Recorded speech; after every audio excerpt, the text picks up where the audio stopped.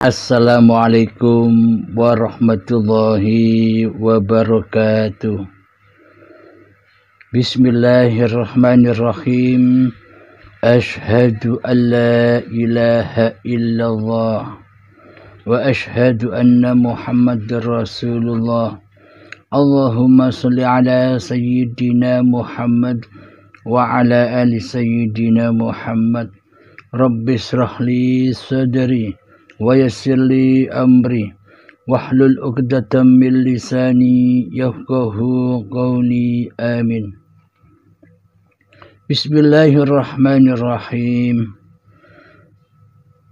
Salam hormatku buat para sahabat-sahabatku dimanapun Anda berada.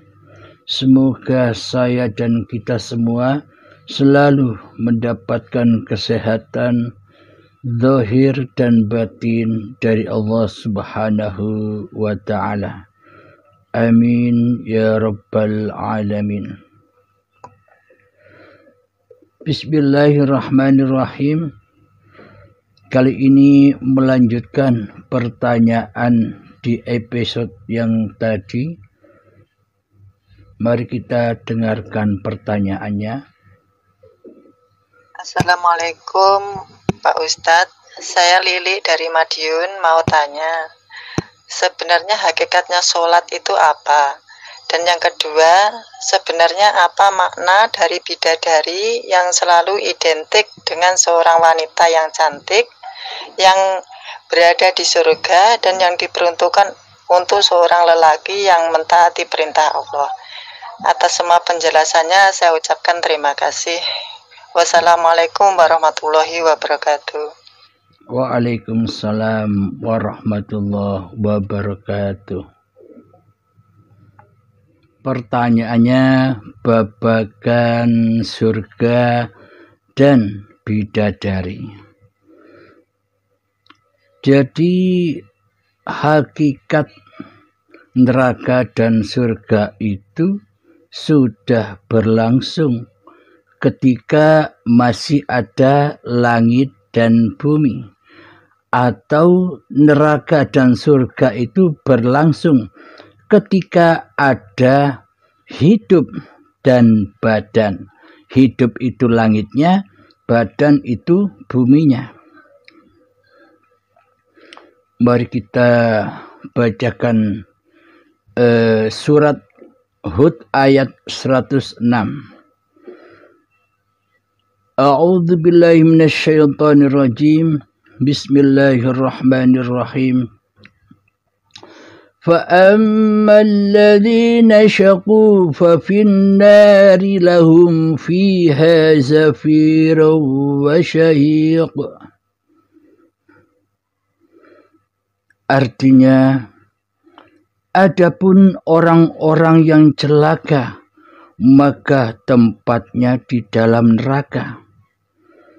Di dalamnya mereka mengeluarkan dan menarik nafas dengan merintih. Maksudnya, hatinya selalu penuh dengan ketakutan dan ketakutan. Takut miskinlah, takut tidak bisa memenuhi kebutuhan hidupnya lah, takut dengan berbagai macam masalah yang tampil di kehidupan kita. Semuanya menyesakkan hati, semuanya menyumpekkan hati, sehingga hidup tidak tenang. Meskipun di dalam ketika kita banyak harta, kita pun juga sumpek mengatur harta-harta itu. Kita sibuk mencipta-cipta apa yang kita inginkan, sehingga di hati kita yang ada hanyalah dunia dan dunia. Dengan dunialah mereka disiksa, kita disiksa di dalamnya. Mari kita lanjutkan ayatnya, surat Al-Hud ayat yang 107. خالدين فيها ما دامت السماوات والأرض إلا ما شاء ربك إن ربك فعال لما يريد. Mereka kekal di dalamnya selama ada langit dan bumi, kecuali jika Tuhanmu menghendaki yang lain. Sesungguhnya Tuhanmu Maha Pelaksana terhadap apa yang dikehendakinya.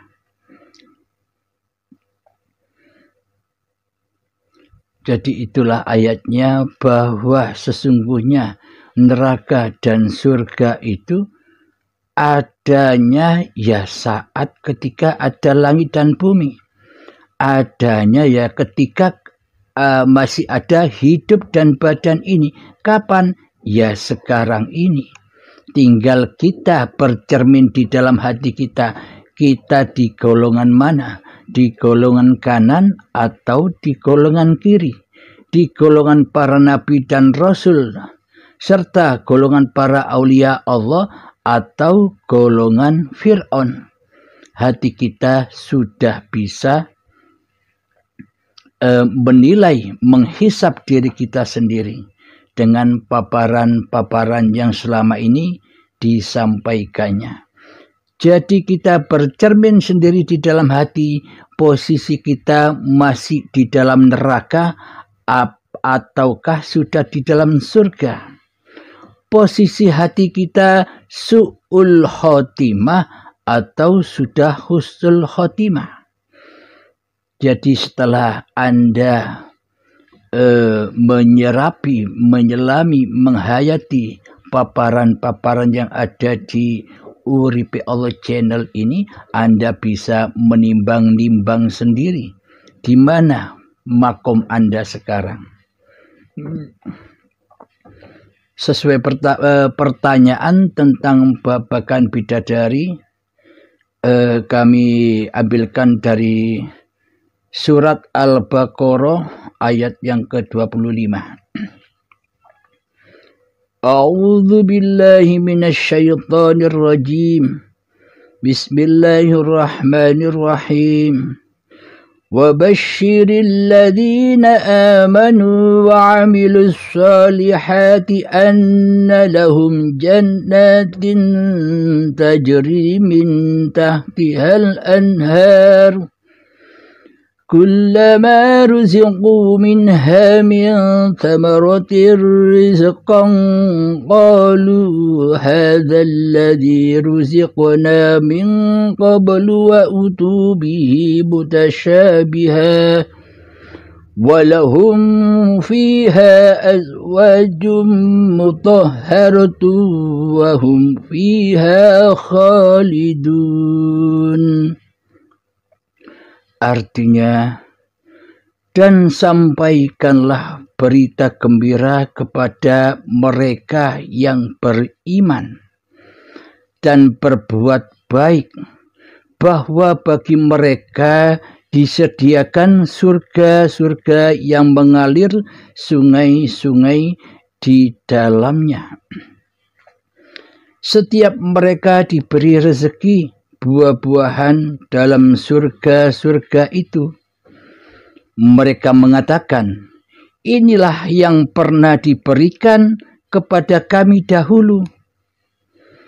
Mereka diberi buah-buahan yang serupa, dan untuk mereka di dalamnya ada istri-istri yang suci, dan mereka kekal di dalamnya. Surat Al-Baqarah ayat 25. Shadaqallahul azim, maha besar Allah. Jadi buah-buahan yang dulu pernah diberikan kepada kita dahulu, maksudnya bagaimana? Sebelum kita terlahir ke dunia, kita kan lewatnya Isra-nya, perjalanannya dari tanah hingga menuju ketumbuhan, hingga menuju ke buah-buahan, sayuran dan padi. Itu maksudnya buah-buahan yang dulu pernah kita nikmati. Kapan? Ketika kita tidak ada. Waktu itu kan kita gaib. Waktu itu kan kita malam. Jadi menikmati surga itu apa?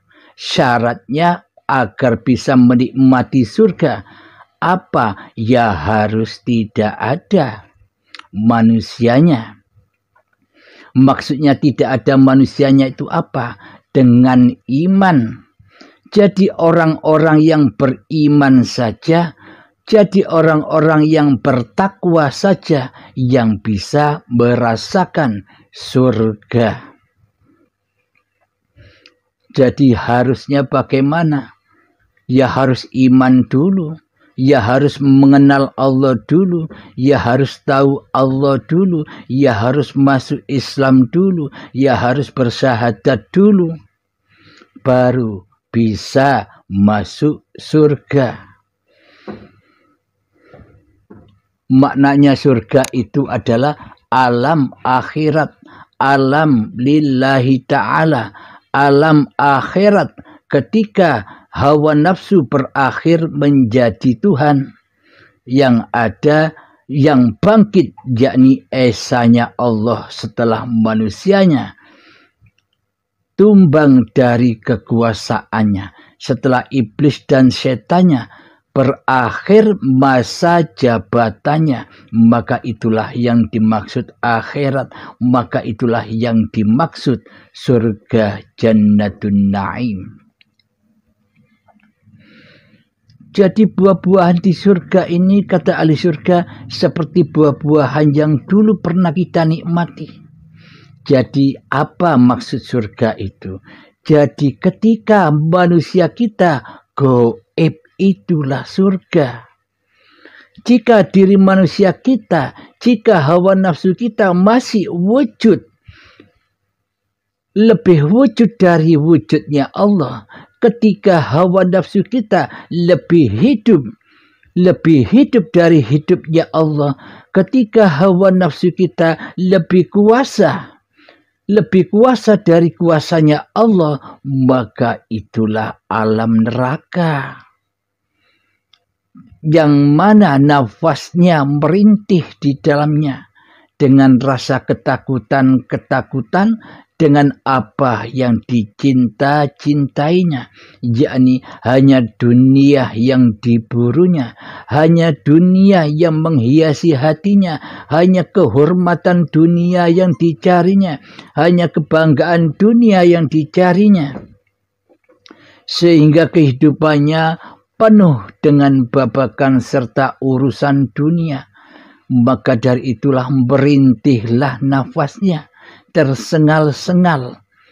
Tidak ada Tuhan sama sekali yang berkuasa atasnya, karena dirinya telah merasa mentuhani kehidupan dan badannya, serta mentuhani apapun yang diraih selama ini. Sehingga di dalamnya kita harus menjaga apa-apa yang sudah kita raih. Menjaga agar tidak dicuri orang lain. Jadi hakikatnya kita di dunia ini hidup dengan penuh kemewahan. Hakikatnya kita dibelenggu oleh dunia, dipenjara oleh dunia. Hati kita full dengan dunia dan urusan-urusannya, maka gelaplah hati kita di dalam an-nar. Itulah an-nar itu, ketika manusianya masih menjadi Tuhan daripada menjadi makhluk. Jadi alam surga itu yang bagaimana? Ketika hambanya sudah beriman kepada yang gaib. Alladzina yu'minuna bil ghaibi. Orang-orang yang beriman itu beriman kepada hal yang gaib. Jadi yang dimaksud beriman kepada hal yang gaib itu bukan Allahnya yang gaib.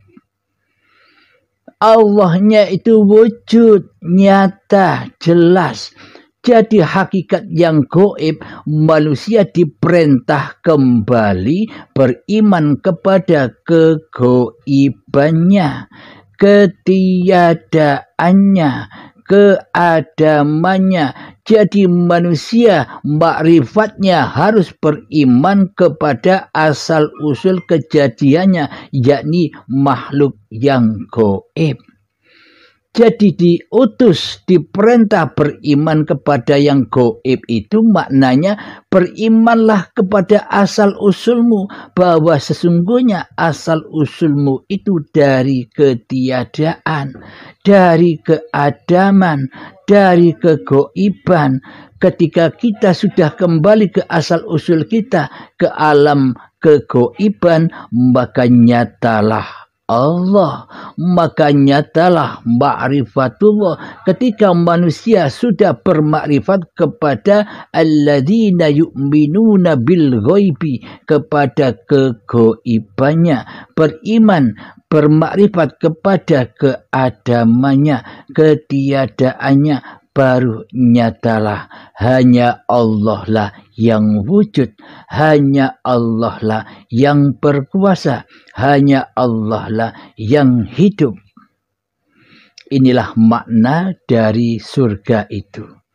Jadi kenikmatan-kenikmatan yang, hidangan-hidangan yang kita santap setiap hari itulah surga, hidangan surga bagi manusia yang sudah beriman kepada Allah.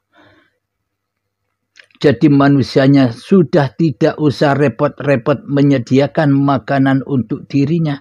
Biarkanlah Allah yang menghidangkan, biarkanlah Allah yang menyuapi, biarkanlah Allah yang mengadakan itu semua. Biarlah Allah dengan kehidupan dan kasih sayangnya menyayangi raga-raga ini. Inilah yang dimaksud surga itu. Nah, dari puncak pertanyaan, bagaimana babakan bidadari? Apakah bidadari seperti yang kita angan-angankan selama ini? Yang dimaksud bidadari adalah ketika diri Anda, ketika di hati Anda, ketika penguasa yang berkuasa atas hati kita masih hawa nafsu kita sendiri yang menjadi Tuhannya. Nah, ketika kita menikah dengan istri atau suami kita, menurut syariatnya sah, halal menurut syariatnya. Akan tetapi di sisi hakikatnya, di sisi Allah, meskipun menurut syariat itu sah, hukumnya bila suami istri ini berkumpul, maka di sisi Allah tidak sah atau haram atau zina hukumnya. Karena pelakunya adalah Tuhan hawa nafsunya yang merasa melakukan perkumpulan itu, yang merasa melakukan berjamaah itu. Jadi apa yang membuat haram, jadi apa yang membuat dihukumi berzina meskipun menurut syariat sah, akan tetapi di sisi Allah, karena manusianya tidak beriman, karena manusianya tidak bertuhan. Bila belum beriman, bila belum bertuhan, berarti kan belum Islam. Jika belum Islam di hatinya, apakah mungkin ketika Anda berkumpul dengan pasangan Anda dihukumi halal? sedangkan Anda tidak Islam di sisi Allah, maka ya tersesatlah jalan-jalan bagi orang-orang yang tidak beriman kepada Tuhan pencipta dirinya. Seluruh amal yang diperbuatnya akan tersesat ketika hawa nafsu masih merajai singgasana hati. Man kana fi hadhihi a'ma fahuwa fil akhirati a'ma wa adallu sabila. Bila di dunia ini buta mata hatinya, maka di akhirat pun akan buta, semakin buta mata hatinya, bahkan tersesat-sesat jalannya. Ini maknanya, bila hati belum beriman kepada Allah, bila hati belum bermakrifat kepada Allah, bila hati belum Islam kepada Allah, maka seluruh apa yang kita lakukan di dalam keharaman, di dalam perzinahan, di dalam kenajisan, karena manusia selama ini mensekutukan Tuhannya dengan dirinya sendiri. Nah, inilah. Jadi meskipun kelihatannya halal di sisi manusia, tapi haram, tapi zina di sisi Allah. Apa alasannya? Karena di hatinya masih linafsi, bukan lillahi ta'ala. Tidak sesuai dengan perintah Allah yang diemban, yang dibawa, yang disampaikan kepada Kanjeng Nabi Muhammad sallallahu alaihi wasallam. Di setiap kita beramal, innamal a'malu binniyah. Jadi seluruh amal tergantung niatnya. Niatnya di dalamnya terjadi lillahi ta'ala atau linafsi. Silahkan cek sendiri-sendiri. Segala niatan ibadah, segala niatan sholat, segala niatan tindak laku apapun, segala niatan berkumpul dengan pasangan kita, semuanya masih linafsi, bukan lillahi ta'ala. Omongnya doang lillahi ta'ala, tetapi praktek di hati masih linafsi. Itulah yang membuat hukumnya zina. Meskipun di sisi manusia halal hukumnya. Suami istri yang sudah menikah secara syariatnya, akan tetapi secara hakikatnya berzina. Karena bertuhankan hawa nafsunya daripada bertuhankan kepada Allah sebagai pencipta yang menghidupi diri manusianya di hatinya. Nah, jadi jelas bukan? Yang dimaksud bidadari itu adalah ketika kita sudah beragama Islam di sisi Allah, yakni sudah masuk Islam, sudah mengenal Allah, sudah bertemu kepada Allah, sudah beriman kepada Allah, maka nyatalah Allah zat yang disembah. Bila sudah mengenal Allah, jadi menyembahnya ya bisa. Mengabdinya ya bisa, karena Allahnya sudah nyata, karena Allahnya sudah wujud, ditandai sudah tidak nyatanya diri manusianya, ditandai sudah tidak adanya diri manusianya di hatinya. Yang ada hanyalah Allah, zat yang mencipta dan yang menguasai badan-badan ini selama ini. Jadi maksudnya bidadari yang cantik-cantik itu adalah ketika suami istri ini sudah masuk Islam. Jadi untuk cara masuk Islam yang secara singkat dan kilatnya melalui baiat bagi orang-orang yang dikehendaki. Bagi orang yang tidak dikehendaki oleh Allah, ya belajarlah sendiri sebisa-bisanya. Pokoknya paparannya sudah disampaikan. tujuan pemaparannya sudah disampaikan. Akan tetapi bila kita belajar sendiri tanpa guru, gurunya, syekhnya adalah YouTube, akhirnya hawa nafsu menyesatkan kepahaman-kepahaman kita. Kita merasa paham, kita merasa sudah bisa sendiri tanpa seorang guru, meskipun belajar lewat syekh YouTube. Anda sudah merasa bisa, Anda sudah merasa mengerti, maka setan yang terkutuk akan menyesatkan kepahaman Anda. Jadi terkadang kepahamannya ini hanya dibuat bekal untuk debat-debatan, hanya dibuat bekal untuk meremehkan orang lain. Karena itulah hawa nafsu yang menjadi syekhnya. Jadi memang di sini tidak ada paksaan, karena Allah lah yang menghendaki masing-masing hati hambanya. Allah maha menunjuki dan Allah maha menyesatkan hambanya.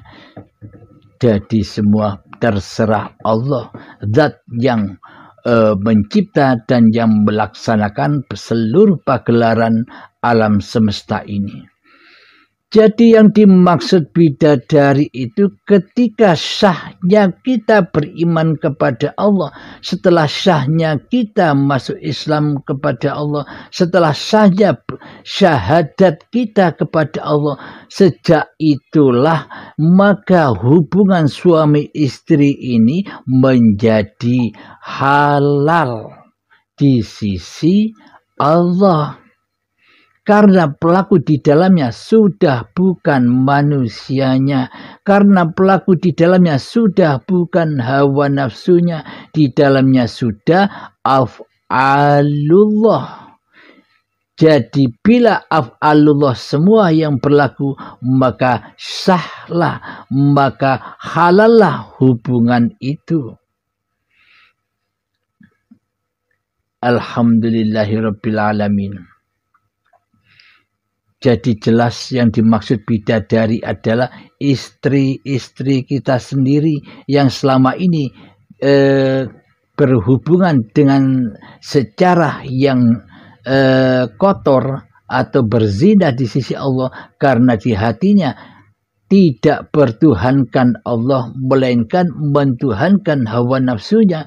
Maka setelah manusia itu bertaubat, beriman kembali kepada Allah, rojiunkan hati dan hidupnya, rojiunkan hidup dan badannya kepada Allah, inilah yang disebut khalifatullah. Jika sudah menjadi khalifatullah, jika sudah beriman, jika sudah bertakwa, maka istri-istri yang dulunya haram buat kita, maka sudah halal hukumnya. Jadi istri-istri kita lah yang tercantik dari bidadari-bidadari yang tercantik di luar sana.